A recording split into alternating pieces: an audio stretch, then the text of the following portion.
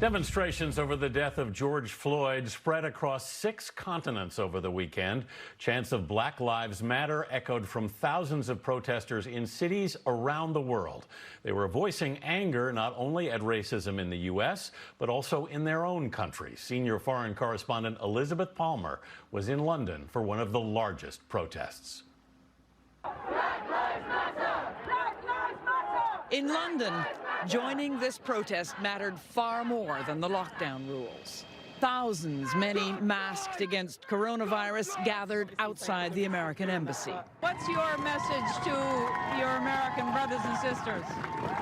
That we're with you and we love you and we want your message is heard over here and we'll keep fighting the same fight that you are. A few hours after the peaceful demonstrations ended, a small knot of troublemakers faced off with riot police were being pushed back now in an attempt to calm the violence. In the end, the police cleared the area around Parliament with only a handful of arrests. Earlier in Bristol, a crowd pulled down the statue of the 17th century slave trader Edward Colston. And then this symbol of Britain's own racist past was heaved into the river. In cities everywhere, people joined in. In Paris, they marched, as they did in Rome and Tokyo.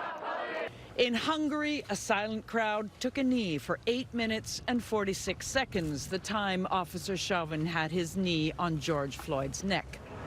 COVID-19 kept Thai protesters off the streets, but on screen in a massive Zoom session. But in Brazil, which has one of the worst coronavirus outbreaks in the world, demonstrators came out anyway, in solidarity with what has become a worldwide movement. The focus of the protests in Sydney was on Aboriginal people, beaten or killed in custody. In 2015, Australia had its own George Floyd, David Dungay, who died in prison shouting, "I can't breathe." I can't breathe. Those desperate words have now been transformed into a demand for racial equality and justice. U.S. embassies around the world, like the one behind me here in London, have now become the focal point for demonstrations, and Black Lives Matter, a powerful new international rallying cry. Anthony? Elizabeth Palmer in London for us. Thank you, Liz.